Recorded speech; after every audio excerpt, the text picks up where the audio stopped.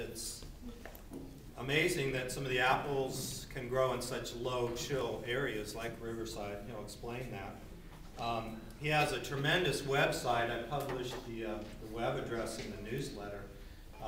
It's fascinating. Lots of photos and lots of, I think he lists your 20 favorite apple varieties. So without any further ado, Kevin Hauser.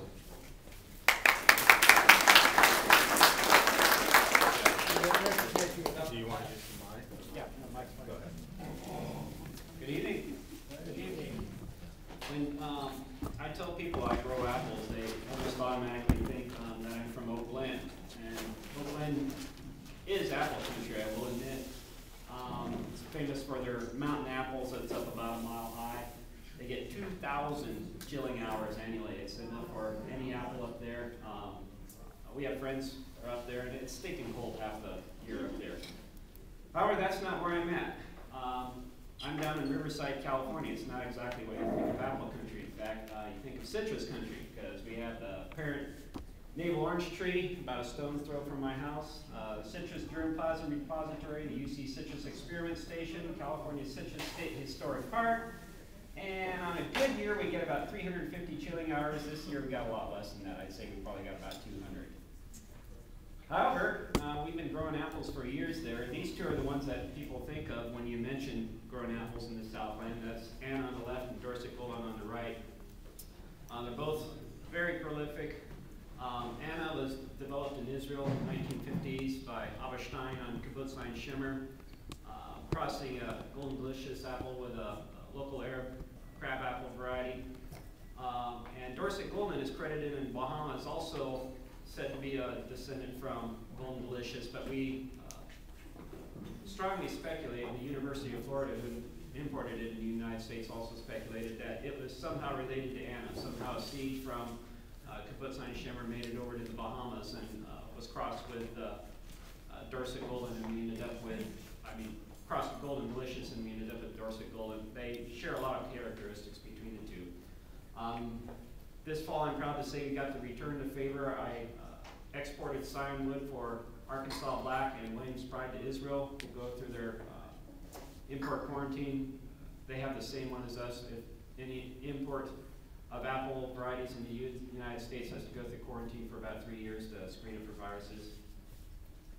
However, we also grow some other apples. Ashmead's Kernel, Bramley, Delicious, Arkansas Black, Buckingham, Dixie Red Delight, Rayburn, Cinnamon Spice, Enterprise, Hawaii, Madamuskie, Melrose, Ripson, Pippin, Rome Beauty, Rubinet. Can't read the one up on the top. Scarlet Sentinel, thank you. Stump, Spitzenberg, Terry Winter, Gala, Carrot Crab, Wealthy, Yellow Newton Pippin, Lamb Abbey, Pearmain, Wixon Crab, Puff 35, Molly's Delicious, Virginia Crab, White Winter Pearmain, Yates, Sabergal, Renette, Williams, Pride Hall, Nittany. You get the picture. Is this a coincidence? We don't think so. I've heard possible explanations for this. People say that you must live in a microclimate that increases the chilling hours for this apples, and this is malarkey. I had to pull out a big clump of bananas to put the apple orchard in there, and all my neighbors around me also grow olives, avocado, loquats, bananas, pomegranates, citrus, and all kinds of bizarre tropical fruit like you have here this evening. Riverside is a Mediterranean climate, and the only plausible explanation is that apples fruit just fine in Mediterranean climate. Last fall we traveled to Israel, and we found out, voila, they do grow just fine in Mediterranean climate. These are Drew's apple orchards stretching as far as the eyes can see. That's Mount Hermon in the back there. This is Metula, Israel. These are apple orchards. The town of Metula looks like you pretty much took a huge apple orchard and hollowed out the space in the center and built a town there, because it just covers you on all sides up on the hillsides. I had an epiphany. No longer will I consider chilling hours when determining if an apple is good for Southern California. Now that list that you just saw back, some are more awful. Northern Spy is about the worst thing you've ever been into in your life, but it fruits like crazy here. So it's not chilling hours that's keeping you from growing it. It's just terrible quality here. And that's the same for any other apple growing region. If you try to grow a long season apple like Pink Lady up in the Northeast, it'll be terrible too. It'll never ripen, and it'll be bland and hard. They envy us for the amount of apples that we're able to grow down here. Most people, when I tell them I grow apples, they say, well, do you grow red apples or green apples? I say, well, it's a little more complicated than that. This is just a brief sample of the apple varieties that are available. Most of the ones I grow are not on this list. These are ones that are popular for the upper Midwest. This is from Canada, actually. And so the criteria I use for choosing which apples do well here is it holds up to our summer heat. Preferably they ripen late in the year and is productive in our climate. And I post the testing results from each year at my website, puffercreek.com. Just click on the apples section of it. Now, this may come as a shock to a lot of you, but it gets hot here in Southern California. Out Riverside, where I'm at, 113 is not a crazy number. In fact, we'll probably get that this summer sometime. And so finding apples that could stand up to this heat is one of my goals. You can see the ones on top didn't do too well in the direct sunlight. Bottom ones would do better. And you can train the tree to be able to help you with this. Usually, if you're looking at an apple book published for Easterners, they want lots of light and air to get to the tree because they have terrible disease problems with a damp, humid climate there. But here in Southern California, we can grow the tree more like an umbrella shape to shade the trees. And trees with big leaves like Raubenstein also help with this. Late ripening apples. Our winter season here in Southern California mimics the fall season in Wenatchee, Washington. That's the apple growing capital of the United States, where we have cool nights right above freezing, yet the days still warm up into 70s, sometimes 80s. Dry, sunshiny days. It's perfect weather for ripening apples. And so if we can get a light ripening variety that will start to ripen around November, December, it'll be perfect. Good summer apples can still be grown here. On the left is Gala. Above, on the right is Williams Pride, one of the best summer apples that I've seen growing. Tastes just like it looks. It's just a wonderful, crisp, spicy apple. Tastes like fall, except it ripens here in the worst of August heat, and it usually blossoms during a 100-degree heat wave in May. It doesn't freeze it a bit. Productivity. You'll see the Anna on the right, and on the left is Arkansas Black. Two very productive apples we've been growing. Dorset Golden on the left, Terry Winter on the right. They're on opposite ends of the seasons. Dorset Golden is late June, Terry Winter is January or so. Apples do warm things in our climate. This would blow people's minds back east to see the blossom right next to the apple, but they'll tend to blossom all season here, which would be really annoying to an apple farmer because they have to time their sprays perfectly. They have a stage of the blossom called pink. That's when it just looks like a pink balloon, and that's when they have to time their sprays off of. And they can figure it to the week of how many degree days they've had. They know when pink is coming up. And here it just blossoms all year and just would blow their spray programs to smithereens. If an apple tree is getting inadequate chill, it'll give you these symptoms. Late or no leaf drop, you'll have to strip the leaves off by hand. Lots of bare wood near the trunk or on the branches. They call this blind wood. Later extended leafing and blossoming. But none of these are a good reason not to grow the apple. So you recommend them stripping the leaves? You can, or you could just ignore it. We have a pink lady and a Granny Smith tree planted at one of our elementary schools, and they never do drop their leaves. The new leaves just push the old ones out. It's so much for the dormancy theory. People say they have to be dormant for so long. And both trees, I drove by them this afternoon, they're loaded with so many apples that they're about ready to break the branches off the trees. It doesn't bother the tree a bit. This is a hull apple. It's showing terrible problems with lack of chill. You see the branches are bare, only just tufts of leaves at the end of the branches. But what do you see there?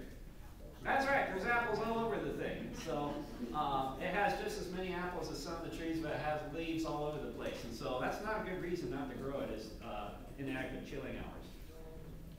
On this tree, it's kind of hard to see from the picture, but we have some blossoms up here. We have a small apple down here. You have an apple about ready to pick down here. Again, that would drive a farmer nuts because he has to send his pickers to the orchard umpteen times. It would be impossible for him to figure out how to spray it. for a home gardener, it's wonderful. I love having apples 3 or 4 months out of the year from the same variety that I can pick off a tree. Most growth on the branch tips. I call these type of trees poodles. You see down here on the bottom, you got lots of bare wood. If you showed this to a botanist or a nurseryman, they'd say, obviously this tree is not suited to your climate because it's got too much blind wood on it. I said, so what? You still get apples. That's all I care about.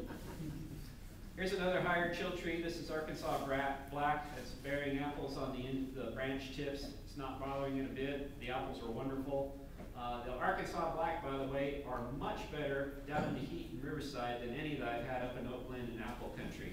The ones up in Oakland are hard as a rock on the tree, and you have to let them sit in the crisper bin for months before you can sink your teeth into them. Down in Riverside, they just have this wonderful, deep, dark, rich mahogany flavor to them and a wonderful crispness.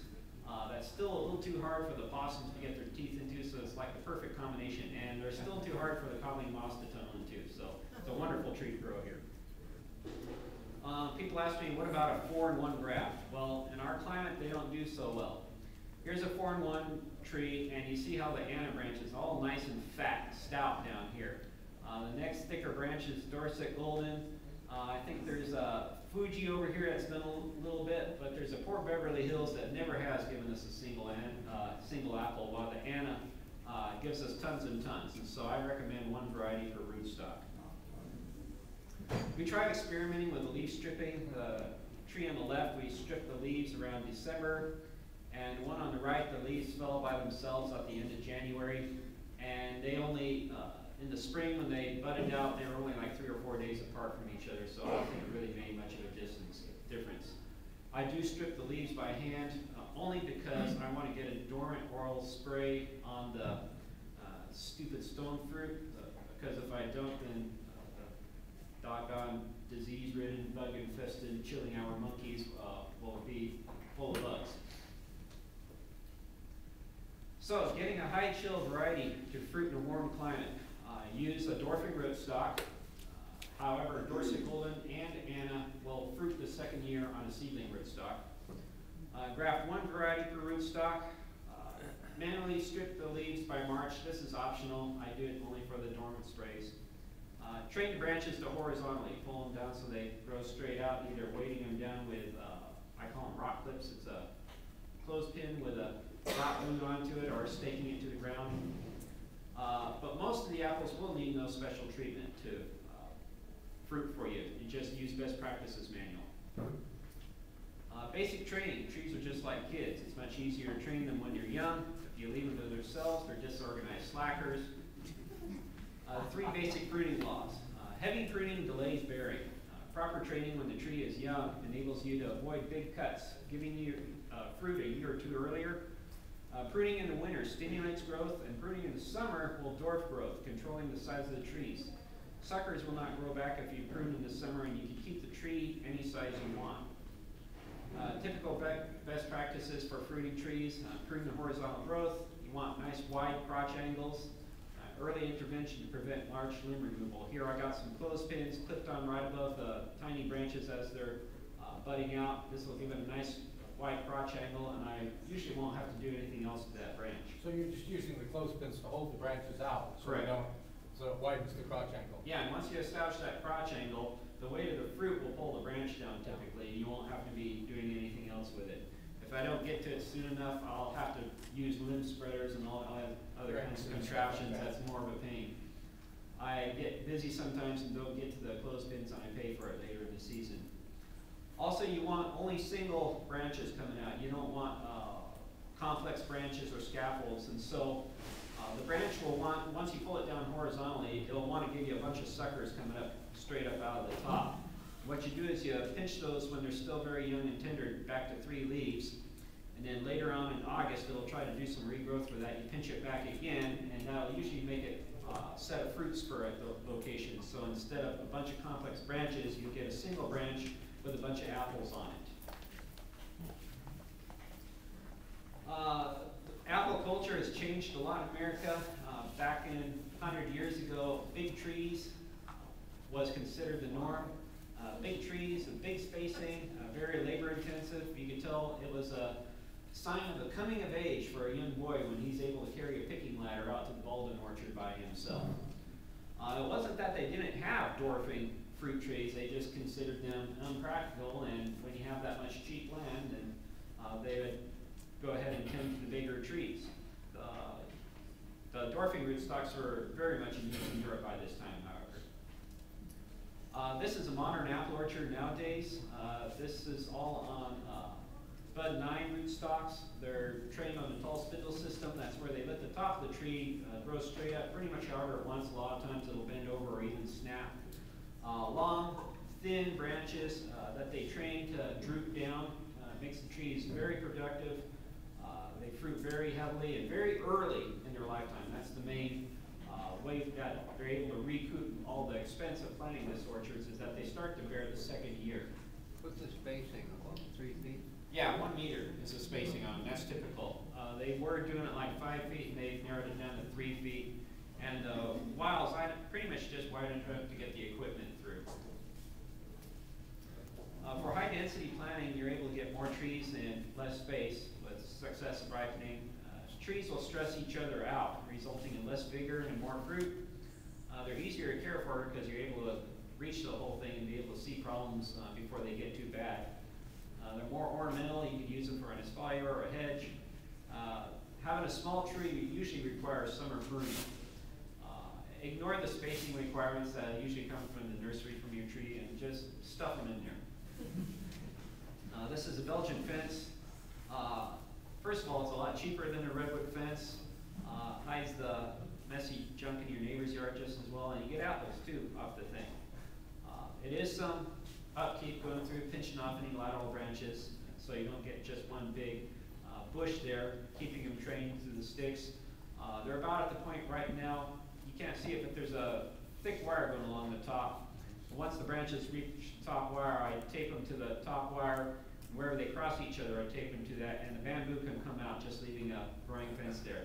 Some people will take where the branches cross each other, take a slice out of the bark out and tie them together so they fuse to each other and make it their own graft. It's its own espalier. Yeah, but because I'm testing these and some of them are going to be losers and I end up pulling them out, I leave them freestanding so I'm able to replace them as necessary. You don't root prune, do you? No, I don't. I've got to the point where I don't even use the smaller rootstock anymore. Our climate has a dwarfing effect on the apple trees. Here where you get some cooler summers, it may not be as severe, but they don't get very big up on the riverside, and I'm able to leave them on at least an M7 rootstock, even on close spacing. These are on a M27. This is one of the smallest apple rootstocks, and they're just too wussy for us. There's a hawk around the tree right next to it, and if it drops a branch on one of these and snaps a branch off it, it takes like 3 years for it to grow the branch back. And, they're just now starting to bear, and they've just been too wussy for us to use. I'll use at least an M9 rootstock, but possibly starting up into the semi-dwarf range, no matter where you're trying to put the tree. There is a huge difference in the nature of the roots. On the left is a seedling rootstock. First of all, this is pot bound, and it shows you a good reason why when you bring a potted tree home from the nursery, you need to knock off all the dirt off of it to see what the roots are doing. Because if you planted it like this, it would tie itself into a knot, really damage the tree when it's trying to grow. But you can see the nature of the roots. Here on a seedling rootstock, the roots are like thick cables, or like thick ropes, and very hardy. They'll go very deep in search of water. On the right is a dwarfing rootstock, and you can see it's more like fine hair-like fibers on it. These seedling roots are very tough. You can yank on them and pull the tree up and handle it very roughly, and it's fine. These things just snap off at the slightest bump to them, and so they don't take transplanting very easily at all. And it's also why the dwarfing rootstocks aren't as good for a windy air as a seedling rootstock would be. Pests for apple trees. Green aphids, you'll see a lot of these, like in May. Causes a black sooty mold from the honeydew coming from the aphids. We could control it with either a blasted water spray or an insecticidal soap. Tanglefoot at the bottom of the tree to keep the ants out of it. And eventually the predators come and take care of them. The predators won't start moving in until there's something to eat, and so you'll start out with a pretty good flush of aphids and start to panic. But pretty soon the goon squad starts to move in and take care of them for you. The ladybugs, either the live adults or the larvae will come in and start taking care of them. Later on in the year, the praying mantises start to come in, and by the end of the season, there's all kinds of things chewing on the aphids, and they're not a problem to you anymore. Woolly apple aphid is another pest. This is an aerial infestation of them. It's just a nuisance. They have like a little white spots here. They have like a waxy, cottony coating that will keep the sprays from getting to them pretty good. But the main problem with them is if you have clay soil and if you have cracks in the soil from it drying out, these guys could drop down and infect the roots, and there's basically nothing you can do for it. They'll cause galls like this on your roots and prevent the roots from taking up nutrients, and it'll harm the tree, almost killing the tree. About the only thing you can do for that is plant a woolly apple aphid resistant rootstock. M111 is one of the most popular. Codling moth symptoms, if you see a little bit of sawdust on the bottom of the apple like this, you usually have a visitor. Inside will be the maggot. The commercial spray programs are built around this pest. In fact, it's Taiwan has an import limit of apple shipments to Taiwan. If they find more than 4 live maggots for the season and apples coming from the United States apples are banned. And so farmers in the Pacific Northwest are absolutely terrified of the codling moth, and will spray the daylights out of it between 12 and 20 times as a normal spray for growing down for them. Down here, it's complicated, expensive, and it's usually pretty ineffective because of our staggered blossoming season. Over there on the table, there's a maggot-infected apple. If someone wants to grab it, it's over by the laptop on the center table here where the projector is. You can start passing that around. He had a nylon footy on it, which is typical sometimes, but we found that Ziploc baggies with the corners snipped off of it is the best prevention program for it. Baggies, people are excited about this because they're getting the first perfect apples they've ever gotten in years and years. You can see this apple's gotten so big it's almost getting ready to pop the baggie. You'd think that the apple would get incinerated inside the baggie, but for some reason, as long as it's attached to the tree, it doesn't really bother it, even in our sunshine and heat. Once the apple falls off the tree, it quickly gets cooked. And so the tree has some natural coolant that pumps through the apple that keeps it from getting damaged in. Yes? Is that Ziploc closed, or is that? No, it's getting popped open now from the size of the apple. But it is closed though, normally. It was, yeah. Yeah, close it all the way up to the stem. Excuse me, Yes. you said cut the corner of the bag? Snip off the 2 bottom corners, yeah. So that it doesn't make its own moisture inside. Yeah, you'll get condensation inside of it if you don't snip the corners off. It needs to be able to drain. In China, they do this en masse, just thousands and thousands of acres. They have the manpower to be able to go through it and do it, and they'll end up with perfect apples that they'll sell for $5 a piece in Japan because they like their apples just big, round, crunchy, and juicy, and they're fanatics over it. Given a perfect apple is something that business people give to each other and has a little tag with a grower on it. The #1 apple in Japan is one called Sakai Ichi, which means #1 in Japanese, and the breeder of it's like a rock star over there. They take their apples seriously. They use a bag though, do they use a paper bag? They use paper bags, correct. It's like a 2-ply paper bag. It has like a wax bag on the inside and a paper bag on the outside. They do that in Indonesia too. You'll see that coming up. This is earwig damage. You'll get through the leaves blossoming out fine, and then you have lots of nice pink blossoms you're all excited about, and you come out in the morning and they're chewed down to little nubs like this. For years I blamed the finches for this, and found out that it wasn't the birds, and I'd go out there in the day and there's nothing out there. I look all over the stems, there's nothing out there. What is eating these things? Finally one night around 1 in the morning I went out with a flashlight and found all these earwigs all over chewing on them. And so what I did is put tree tape around the bottom of the tree and put tanglefoot on it, and that took care of the problem from here on out. Careful, if you do this, if your cat rubs against that, you're going to have to cut it off the fur because it will not wash off. Sunburn's a big problem out here, both on bare trunks and on horizontal branches. You can see here, the trunk got so sunburned that it killed this bark on this side, and the flesh is just starting to grow back over that sun damaged portion. What happens is flathead borer beetle will come and find this sunburnt bark and lay its egg on there, and the tree, because the bark is damaged, isn't able to sap the maggot out when it chews through the bottom of the egg case and into the tree. And they'll go to the edge of this and start feeding on the live flesh that's on the side of this tree. Usually your young trees are so skinny that it doesn't take them very long to get all the way around the tree, and the tree from there on up will die. It's the most common death of young trees. Here's some damage to a more mature tree that we've had. You've seen the mines and the tunnels. These little holes right here is where it's gone into the wood. Here's the differentiating line between the live wood that was still left and the stuff that's been killed from.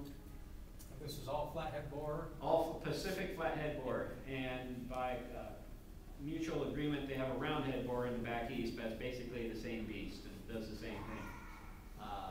If you see a spot on your tree trunk that's kind of a dark sunken area, get out your knife and cut it open. You may see some sap or some sawdust called frass coming out of a hole there. Start probing the limits of this thing. Scrape all the compacted sawdust off. If you find a little hole or a tunnel there, get a piece of rebar tie wire or baling wire and start probing those holes, see if somebody's home. There usually is. Don't be afraid to cut your tree at this point.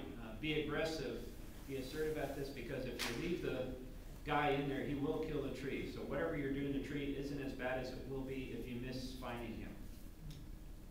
Lindane has been outlawed, and it didn't work that well anyway. It was nasty to apply. The best prevention for it now is to paint the tree trunk white. Also, any horizontal branches that are exposed to the sun doesn't have a whole lot of leaf growth to it. Thin out the paint 50-50 with water, and then put it on liberally.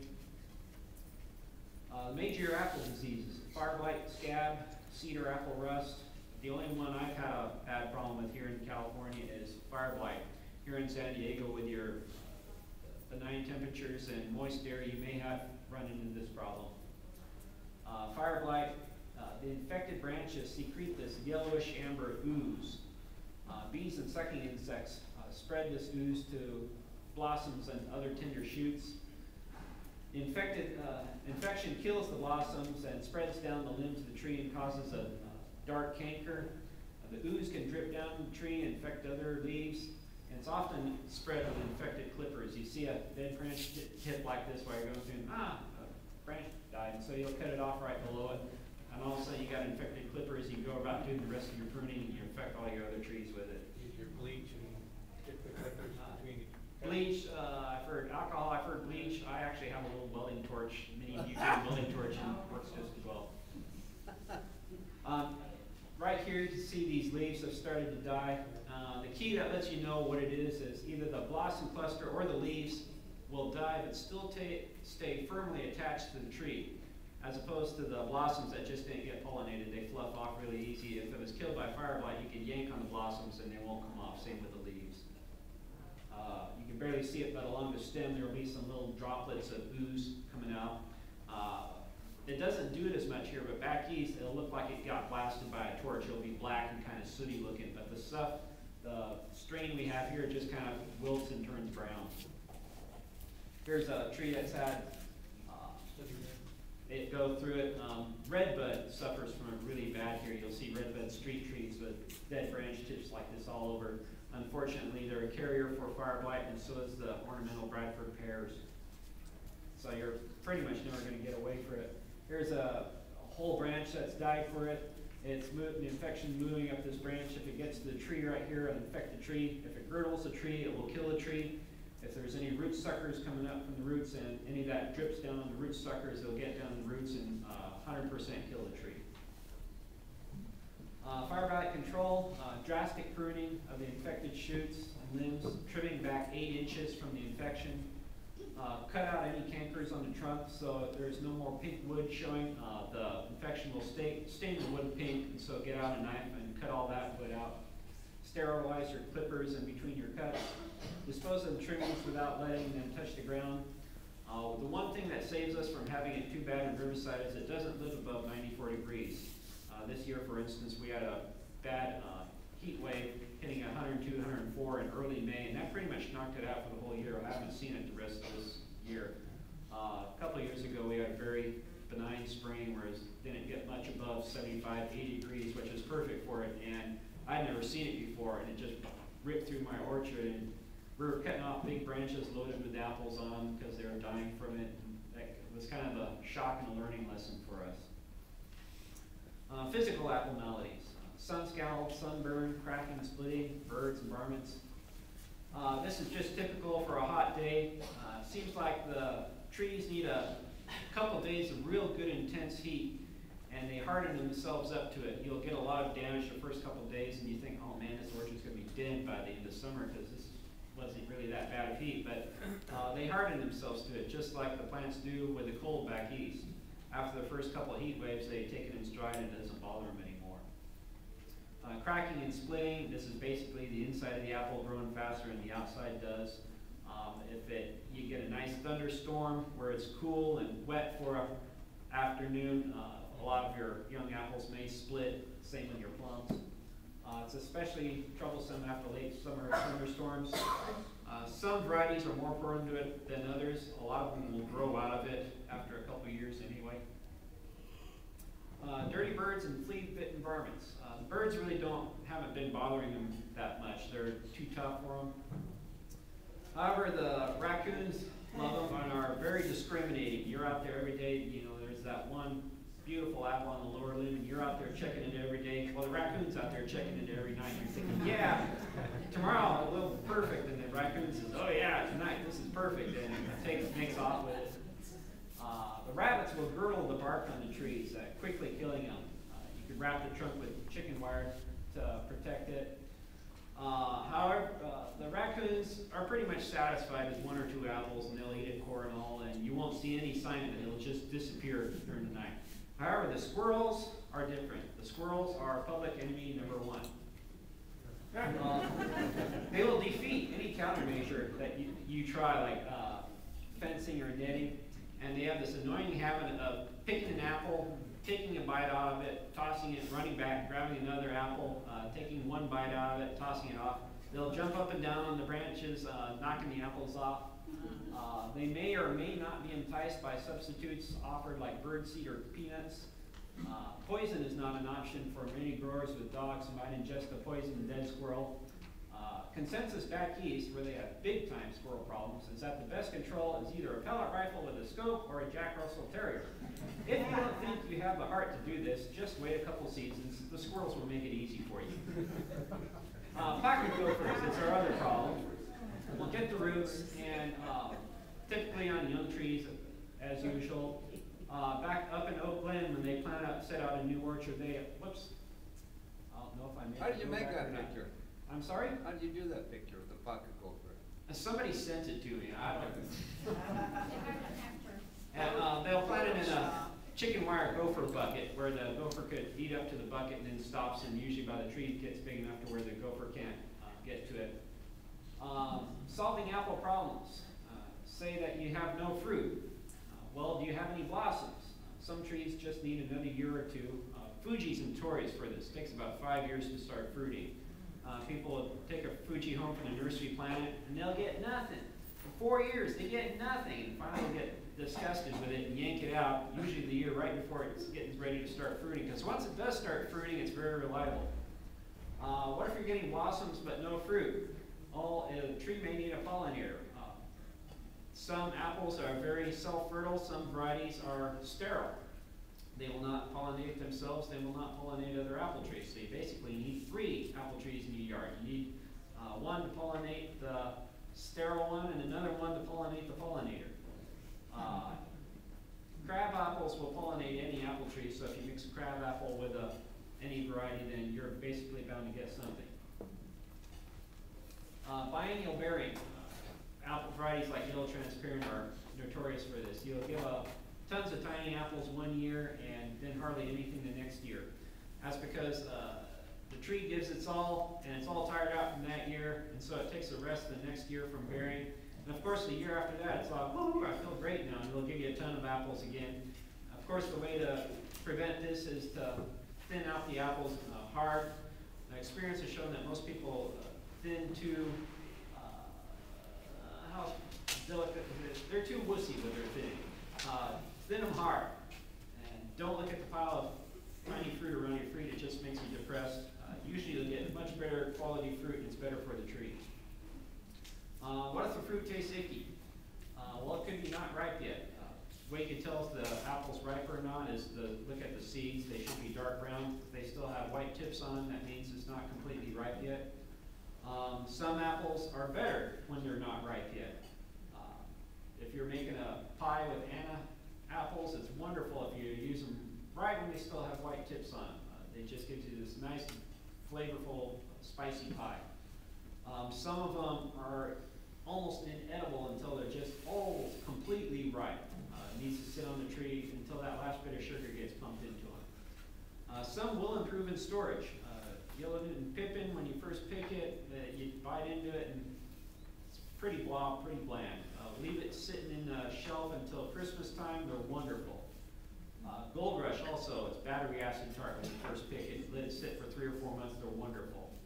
Unfortunately, all the ones you see in the store do not do this. They'll never be any better than when they pick them off the tree and they just degrade in storage. Or you may be using it for the wrong purpose. If you gave a British person a Bramley and expected them to take a bite out of it, they look at you like you're insane, because Bramley apple is to be cooked. We make it into apple tamales and jalapeno apple pie, which are kind of odd to the British, but they're wonderful that way. Dried apples. Some apples were bred specifically for ripening in the heat of summertime and making for dried apples. They blow away the ones in the store. It used to be common for a community to have a communal evaporator where they, drying house co-op, where everybody would bring their apples and dry them there. And of course, cider, sweet and hard cider. When you hear of apple cider here in the U.S., we are always talking about sweet apple cider. If you're in England, what we call apple cider to them is apple juice, and hard cider is what they call apple cider. The top 10 favorites that I've been growing lately is Anna, Dorset Golden, Williams Prize, Gala, Whitey, Stump, Rubinet is our best in show, Fuji, Wealthy, Wine Sap, Arkansas Black, and Wixon Pratt.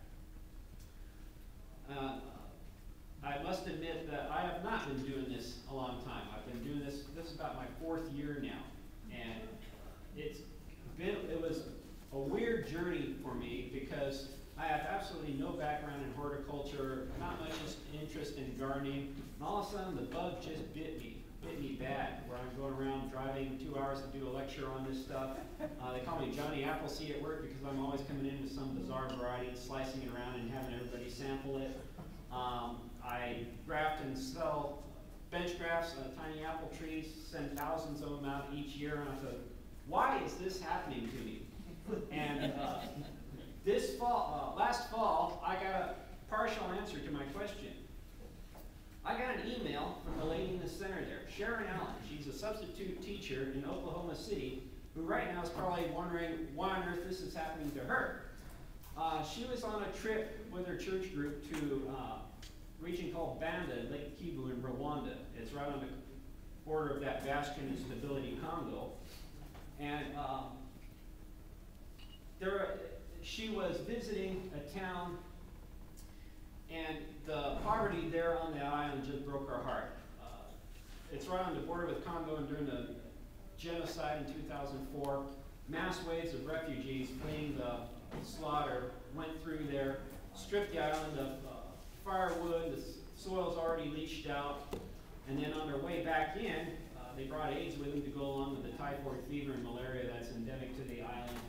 And all the old people are gone. It's basically just young people, masses of widows and orphans.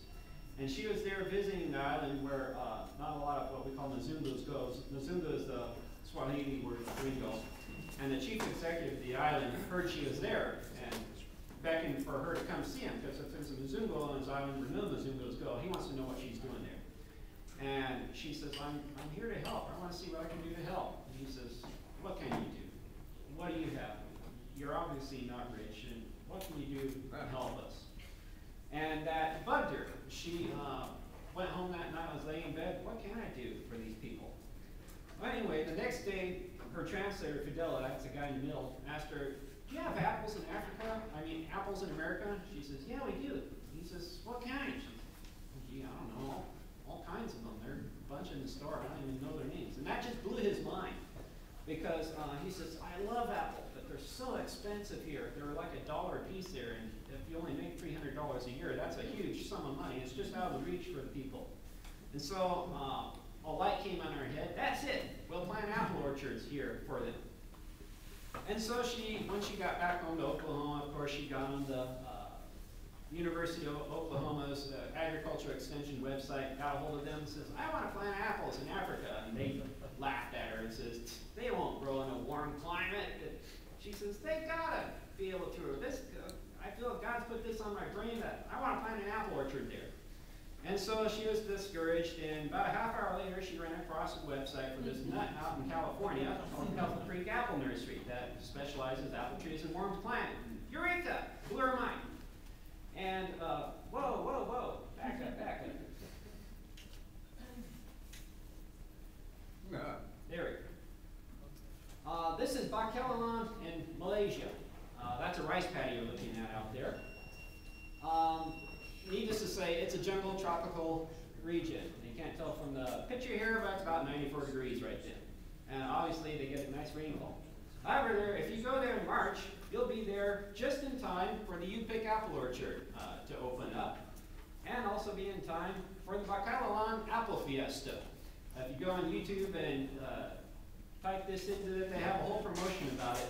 And it shows them going out there in the U-Pick orchard, picking apples, and they make apple pie, and they eat their apple pie off a banana leaf. And it's oh, and you can stay at the Apple Lodge, too. And then you can travel over to Batu, Malaysia, and another U-Pick orchard. And here they're allowed to pick 3 apples per visitor. I don't know whether they're just expensive or that's the limit on them, but they're very, very proud of their apples. And this has been the case all through the tropics. Up on the top is an orchard in Honduras. Down in the bottom right is Uganda. If these people look happy, that's because it's a group of farmers and scientists in the Kabale region of Uganda in 2005, stuffing their face with Anna apples. You see this lady over here has 2 of them in her hand, and this guy's got one in his hand, and they're excited because they're doing outstanding there. And there's a reason they're excited about this is because growing apples in a developing country like Uganda, they don't have to be cultivated and planted every year. When you have just widows and orphans on an island like Uganda, all the traditional crops are very labor intensive, just back-breaking work. They're planting the beans, the cassava, the yams, the Irish potatoes. You're either hoeing something or making mounds of something. And it's terrible work. But with apple trees, once you get them growing, the work is relatively light. It's also a unique product that's high demand and high value. If you live in a country full of yams and you're selling yams in the market, you're not going to get a whole lot for it. But if you're selling apples, you're going to be able to send your kid to university after the first season. The fruit is very useful and very durable. You can dry it, you can make applesauce out of it. It'll sit on the shelf for a few weeks. Propagation is easily and can be a secondary industry, not raising apples to sell, but the apple trees to sell to other farmers. And finally, the trees are a good source of firewood. In most of these countries, deforestation is terrible. The land's been stripped. They use firewood exclusively for cooking, and so it's an excellent firewood. And so Sharon started an organization called Apples for Africa. And she flew out to California in January, and I gave her the seminar of everything we wanted to know about apples in 1 day or less. And she went back to Rwanda, and we packaged up a couple hundred apple bench grafts and shipped them. And we were surprised how cheap it was. It was $240 for about 34 pounds worth of apples. And only charge $240 to go to take a package to some godforsaken place on the other end of the planet in some seedy jungle is a bargain to me. And once they got there, it was a huge excitement to the thing. You know, this is only showing a portion of the people. There was a huge crowd on the other side. In fact, they had just cultivated this field behind there. We kept trying to get them to quit stepping on the cultivated field, and they planted about 200 apple trees in 4 hours. They were worried on how on earth they were going to get them all planted, but that was not a problem. More people taking a look at it. I didn't hear anything for a couple months. I thought, I was fearing the worst with it. But finally, I got an email one day. They're out there cultivating, and geez Louise, here they come. We got getting a good start on them, and then again, I didn't hear anything for a couple more months, and then finally, about a month ago, got another photo. You can barely see it, but the tree's about 4 feet tall right here, and they're doing wonderfully. That's about the same amount of growth that I'm getting in my backyard. Encouraged by this, we sent another shipment to Sierra Leone, another batch of instability. They're recovering from one of Africa's longest civil wars, and numerous widows and orphans. They're basically subsistence farmers, barely growing enough to stay alive. And so we shipped them 240 trees and instructions and grafting materials. Again, it was very cheap to do. They received them with great excitement, planted them in the ground. Here's a guy holding a tag from one of the trees with a stake showing the location of it. However, we got an email from them. The rainy season was delayed. It ended up being hot and dry, and the trees were the only oasis of moisture in this forest. They were devoured instantly by termites and worms. Local agri officials came out and sprayed malathion on it, but it was too late. They are already girdled and died, and they suffered 100% loss. Finally, the third shipment we did this spring was to Panabay in southern Sudan. It's an autonomous region, somewhat under the authority of Khartoum in northern Sudan. It's a lot more peaceful there than the Darfur region that you're probably thinking of Sudan. They invited us to come over and visit them, but they apologized that their accommodations aren't quite up to Rwandan standards. And so that gave us an ominous feeling about it. The trees and grafting supplies are shipped and checked into customs in Khartoum, and that was the last anybody ever heard or seen from them again. Either they were absconded by some corrupt official, or more than likely rotting in a warehouse somewhere. So next year we're going to try a different strategy to try to get them into the country. Lessons that we learned, they need fast-growing trees, seedling rootstock, absolutely. In the tropics, seedling rootstocks are commonly used because of the dwarfing effect of the climate. They'll plant them 2 meters apart in rows 3 meters apart. Even with the most vigorous rootstocks, that's plenty of spacing for them. Anna and Dorset Golden are excellent varieties to start out with because they'll fruit the first year even on those rootstocks, and they do wonderfully in just about any tropic climate. The trees should possibly be planted on an on-site nursery first, where they could keep an eye on them the first year, let them get some girth on them. They're able to water them by hand much easier rather than having to travel the whole orchard and also check for pests and disease. We could include a packet of apple seeds. 250 seeds is like an ounce. We could mail it with regular first-class mail just about anywhere in the country. And that can give them the seedling rootstocks for them to take cuttings from their initial orchard and then be able to propagate for their own orchard and to sell to other farmers. Seedling rootstocks, we're having problems trying to figure out how to germinate them without refrigeration. These ones on the left here that are starting to sprout, we pack them in damp sand and put them in a Campbell soup can in a refrigerator and leave them there for about 45 days. And after 45 days, they start to sprout. Every week you dump them out and pick out the ones that have germinated and plant them in peat pots like this and put the rest back in the refrigerator. And we get about 50% germination on them like that. We're trying to experiment with ways to be able to sprout them without refrigeration, because a lot of times that's lacking in the places we'd like to send these. Challenges still remain. They must be dormant during shipping. The times that you want to plant them in the tropics is at the start of the rainy season, which could vary anywhere between May and September. So I need to be able to germinate and get the rootstocks growing here in Southern California during the off-season, possibly starting in December. The reason I can't get these from my rootstock suppliers is they're all up in the either Pacific Northwest or Central Plains, where they can't grow apple trees in the middle of winter. Anna and Dorset Golden, however, only grow in tropic climates. What I'd really like to do is be able to start a seedling rootstock, do a bud graft of the apple variety onto it, and have that bud graft healed and the tree dormant by the time I ship it. That would give it the best chance of. But you can only do that here in Southern California. You can't do that in Oregon or some other place where they won't grow. And so the way to get around this is to start the rootstocks in the ground, plant them in corn rows 6 feet apart, spaced 6 inches from each other, bud graft them in May, dig them up in June, strip the leaves off, trim them, put them in the refrigerator for 2 weeks, and they're ready to ship.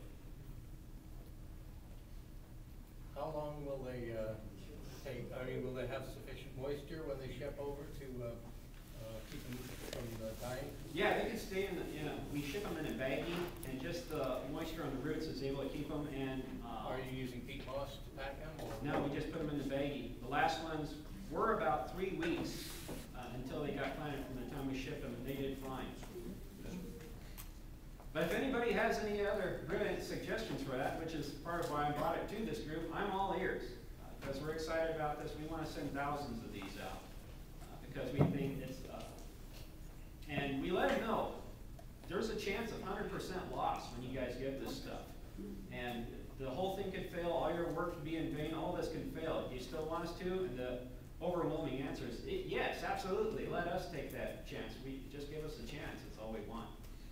And so I know there's probably a few questions. I'll leave this website up in case anybody wants to do it. And go ahead. What about watering when you plant? Yes, it's important to water when you plant. You don't want it to dry out, but on the other hand, they'll suffer from what's called a collar rot, to where if the ground is too damp and saturated, they'll rot right where the trunk meets the ground, and you get like a gray band around it, and it dies from there on up, and then starts sprouting up from the rootstock. So water it a lot, but not too much. How's that for specific directions? Put your web back up there. Oh, I'm sorry. Yes. What variety do you use for your seedlings? Whatever you got. I'm trying seeds out of Anna to see if they germinate or have any other characteristics than the other seeds. I usually get the other seeds in bulk from either Richard Fahey, he's in Upper New York State, or from Lawler Nursery. They're in the, I think their seed comes from the Pacific Northwest. It's cheap. They sell it by the pound in a bag. And 250 seeds will fill up just the palm of your hand. And they're very compact, and they're dry when you come. And then you pack them in damp sand in the refrigerator to germinate. What do you do for squirrel control? We don't have squirrel controls. We had one squirrel, and I took him for a ride. Other than that, we don't have it. The other people that have them, I'm afraid it's not pretty. There's a new contraption I bought, or my wife bought one. It's called a squirrelinator. And it seems to be working well. We got 4 in the last couple of days, but it's got 2 entries on the side. It's got a 12 by 12 where you can put the food and the water. A professional trapper suggested prickly pear because it has moisture, gives them the water. Yeah. And then they also provide you with a water container for humane disposal. What kind of soil does Anna and Golden use? They'll grow in anything. Clay, heavy clay, and They'll grow in clay. They'll grow in, especially if you use a very vigorous rootstock like M111 or the seeding rootstock, they'll grow anywhere. They like low nitrogen. So don't be fertilizing a lot once you plant them. They like very low nitrogen. If you give them a lot of nitrogen, you'll get lots of leaves, but not many apples. I have a couple things. If you want to produce a lot, you do as they do on East Malling. I worked there summer. They just make a bunch of layers in the ground.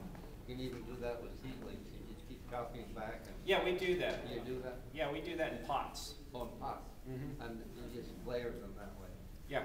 Okay, and fill them up. What's the reason the idea got out that you need chilling hours for apples? You know, I asked Tom Spellman that. He's one of the salesmen for Dave Wilson Nurseries, and we were trying to speculate whether the best I could tell is when somebody's researching a fruit, all they do is quote other people. They don't actually try it themselves. Obviously, I was reading somewhere they found apple cores in Jericho. It's in the Jordan River Valley in Israel, at the base of the mountains where Jerusalem is, about 20 miles from there.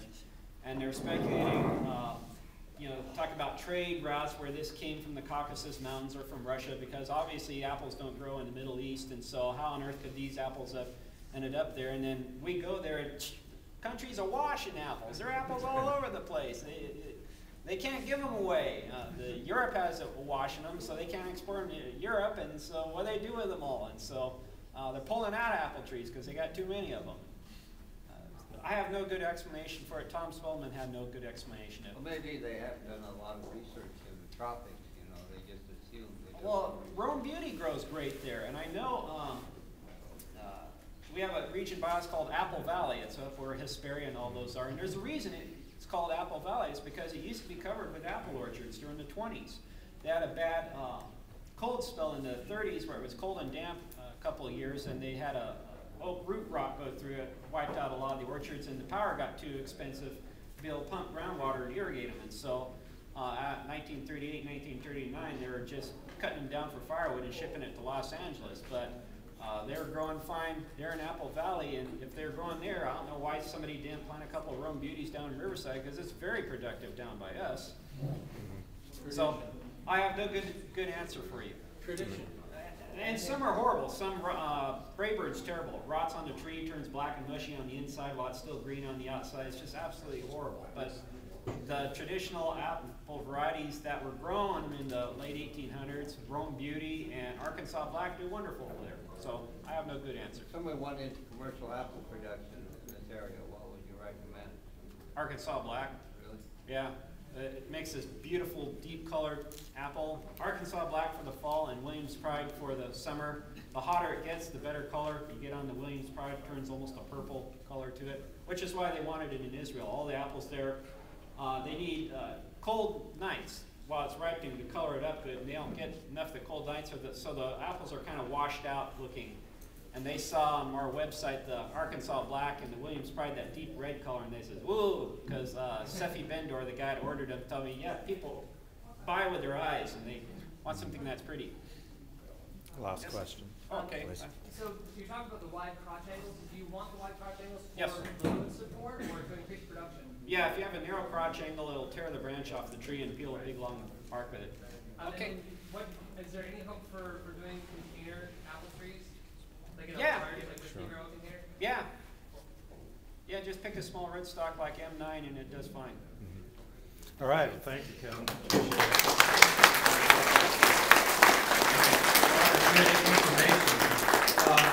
Ice cream is ready and with fruit toppings, so let's very quickly.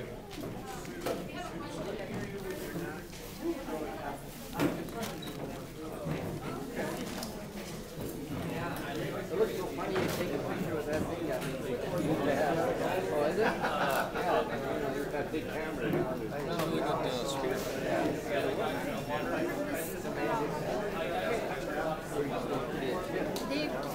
That's all it is.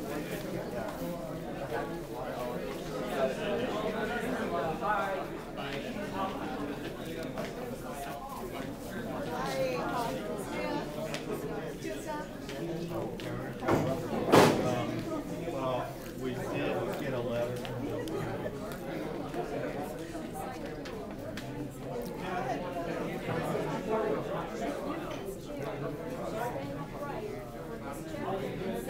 we haven't turned any over.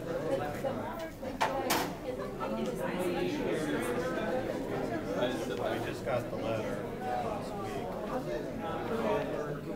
It wasn't threatening letter.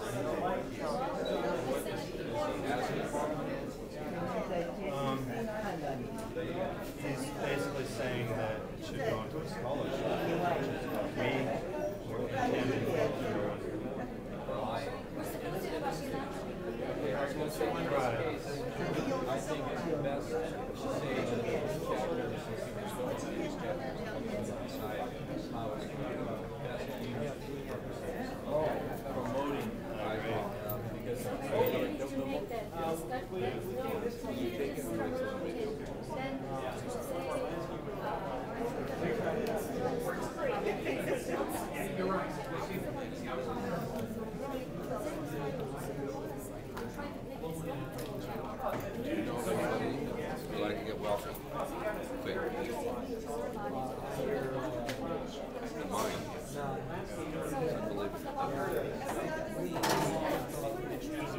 100% available. We have propane. A membership.